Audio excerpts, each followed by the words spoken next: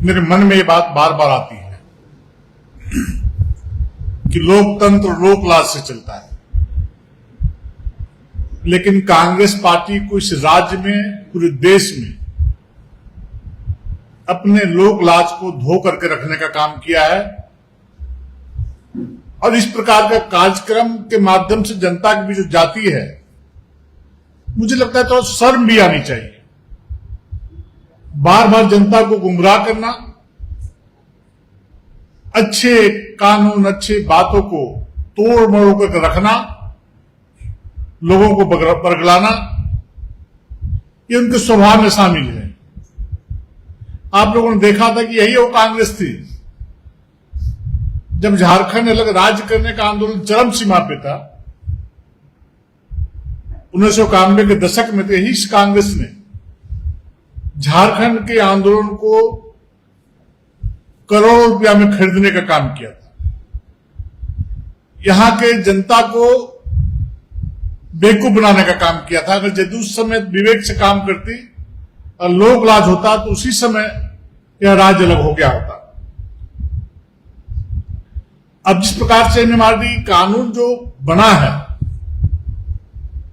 और बनने के बाद जिस प्रकार से कांग्रेस जनता को गुमराह करने का काम करने का प्रयास कर रही, षड्यंत्र कर रही है, पूरे देश में किसी भी राज्य में इस कानून का विरोध नहीं हो रहा है। जहां कांग्रेस की सरकार चल रही है, कर्नाटका है, हिमाचल प्रदेश है या अन्य एक आध राज्य है, केरल वगैरह, वहां भी विरोध नहीं हो रहा है। लेकिन झारखंड में जिस प्रकार से यहां पर लोगों को गुमराह करने का कांग्रेस कर रही है, चूंकि इनके पास कोई मुद्दा है नहीं, ये मुद्दे को भटकाना चाहते हैं। छात्रों का इतना बड़ा आंदोलन हुआ है, फर्जी मुकदमे किए गए हैं, पुलिस के जवानों को आंदोलनकारी छात्रों का भेज करके डराने और धमकाने का काम किया जा रहा है, और छात्रों की मांग को लोग भटकाने का काम कर रहे हैं, जनता के नजरों से उसको हटाने का काम कर रहे हैं। बार बार हम लोग बोल रहे हैं कि जब झारखंड में व्यापार करने वाले उद्यमी को सस्ते दर पे कोयला और माइनर ओर बगल के राज्यों से मिल रहा है, अब यहां कांग्रेस के समर्थन से चलने वाली झारखंड मुक्ति मोर्चा की सरकार ने सेस के नाम पर जो लूट मचा के रखी है, माइनर ओर में 600 प्रति टन और कोयला में 450 रुपये। अब यहां के उद्यमी अब बगल के राज्य से खरीद रहे हैं कोयला या माइनर ओर, लेकिन झारखंड से नहीं खरीद रहे हैं। झारखंड से खरीद भी रहे हैं तो वर्तमान में राज्य में चलने वाली कांग्रेस के समर्थन से जेएमएम की सरकार के संरक्षण में पुलिस वाले जो बड़े मात्रा में जो कोयले की चोरी कर रहे हैं, माइनर ओर की चोरी कर रहे हैं, उन उत्पादित कोयला और माइनर ओर को व्यापारी या जो लोग खरीदना चाहते हैं वो खरीदते हैं, जिसका परिणाम है कि जो हमारे सरकार के द्वारा जो कोयला और माइनर और जो उत्पादित होता है, आयरन ओर, उसको लोग खरीद नहीं रहे हैं। नतीजा क्या है? मैं बीसीसीएल का उदाहरण देना चाहता हूं। मैं माननीय केंद्रीय कोयला मंत्री से मिलने गया था 8 दिन पहले। उन्होंने कहा कि दज्जे बीसीसीएल का तो इतना हालत लोगों ने बिगाड़ दिया है, इतनी बड़े पैमाने में चोरी हो रही है, और राज्य सरकार के संरक्षण में वहां के जितने पुलिस के प्रशासनिक पदाधिकारी हैं, वहां कोयले के चोरों को संरक्षण दिया जाता है और बड़े पैमाने पर कोयले की चोरी हो रही है। आज स्थिति ऐसी उत्पन्न हो गई है कि अगर केंद्र की सरकार बीसीसीएल को पैसा नहीं दे तो वहां के कर्मचारियों का भुगतान वहां के रेवेन्यू से नहीं हो पाएगा।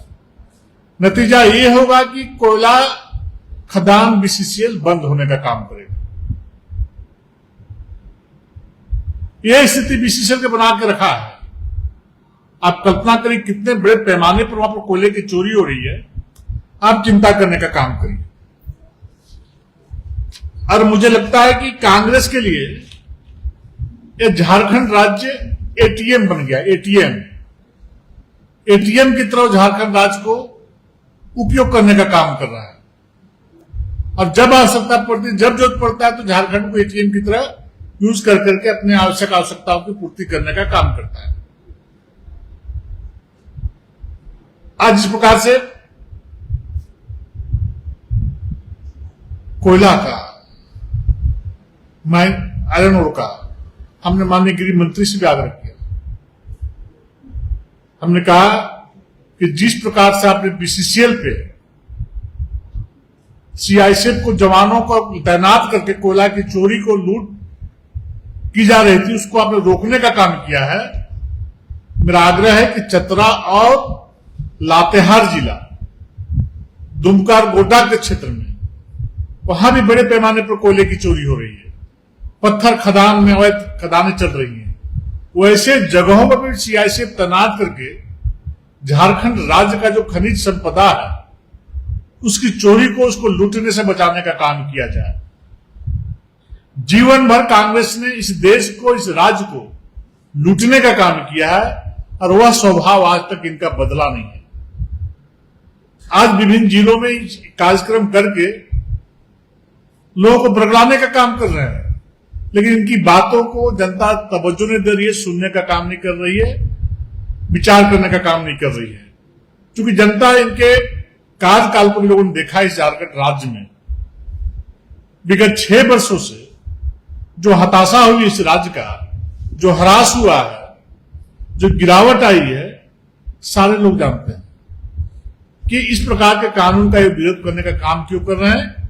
क्योंकि इनकी कोयले की चोरी से अप्रत्यक्ष रूप से आने वाले पैसे की कमाई बंद हो जाएगी, और जब पैसे की कमाई इन लोगों का बंद हो जाएगा तो इनको छटपटाहट शुरू रही है। अब विभिन्न कार्यक्रमों के माध्यम से ये जनता को गुमराह कर रहे हैं, लेकिन भारतीय जनता पार्टी के एक एक कार्यकर्ता सड़कों पर उतर करके इनके मंसूबों को नाकाम करने का काम करेंगे, और जनता को जो भ्रमित करने का काम कर रहे हैं उसका भी जवाब देने का काम करेंगे। बहुत बहुत धन्यवाद। बात तो आप ठीक बोल रहे हैं कि मान लीजिए व्यापारी लोग चोरी करके खरीद ले रहा है, बीसीसीएल से खरीद ले रहा है, इसलिए सरकार को लॉस हो रहा है।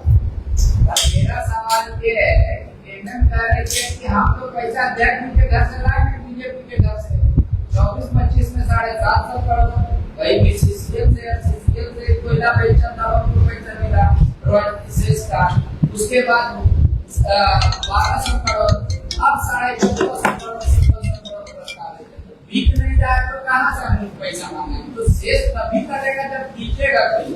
नहीं, पूरे देश में कहीं शेष नहीं लगता है। मैं समझता हूं कि छत्तीसगढ़ में 22 रुपया शेष है प्रति टन। यहां कोयला में क्यों 450 रुपया है भाई? आयरन ओर में दूसरे राज्यों में नहीं के बराबर है, यहां 600 रुपया क्यों है भाई? जबकि इन सारे उत्पादित वस्तुओं से पूरे देश में जो टैक्स आता है उसका 90% टैक्स राज्य सरकार को दी जाती है। कि बात बना करके इतना बकाया, इतना बकाया, इतना बकाया, तो कौन चीज बकाया भाई? आप स्पष्ट क्यों नहीं करते हो? डिपार्टमेंट वाइज जब बतलाते क्यों नहीं होता कि हम लोग भी जाकर के सरकार से बात करें कि भेग में कितना पैसा बकाया, इतना कब तक गुमराह करिएगा? धोखा देने में महारत हासिल है। इसके बहुत उदाहरण है कि इन लोगों ने क्या क्या कहा और आज ये कहां पे खड़ा है। इसलिए झारखंड की जनता समझ चुकी है कि झूठ बोलने वाले लोग हैं, धोखा देने वाले लोग हैं। मैं इतना भरोसा विश्वास के साथ करता हूं कि देश के यशस्वी प्रधानमंत्री जी एक गरीब परिवार से निकले हुए कार्यकर्ता हैं, और जितने भी कल्याणकारी योजनाएं 2014 के बाद जो जमीन पे उतरी है, मुझे लगता है कि देश आजाद होने के बाद किसी प्रधानमंत्री जी ने गांव के गरीब, किसान, मजदूर, शोषित, वंचित सभी वर्ग का कभी किसी ने चिंता नहीं किया। पहले ऐसे शख्स हैं जो भारत मां के लाल हैं और 140 करोड़ लोगों को देश का अपना परिवार का सदस्य के रूप में मानने का काम करते हैं, और सभी लोगों का सेवा निरंतर 24 घंटा करते हैं।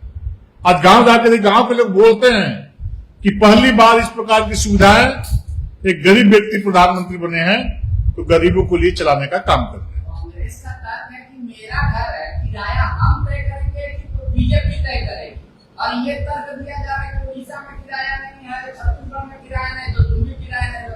तो भाई हम लोग की भी दे रहे हैं, सुप्रीम कोर्ट हमको कहा कि ले सकते हैं, तब हम लिए 24 वो मैं बोला पांडे जी की एटीएम को झारखंड समझते हैं, एटीएम उनके लिए बना हुआ है, इनका चोरी का धंधा बंद होने वाला है, इसलिए इतनी छटपटाहट है। पूरे देश को मंजूर है, झारखंड को मंजूर नहीं है। यानी किसी न किसी रूप से केंद्र सरकार का विरोध करना है।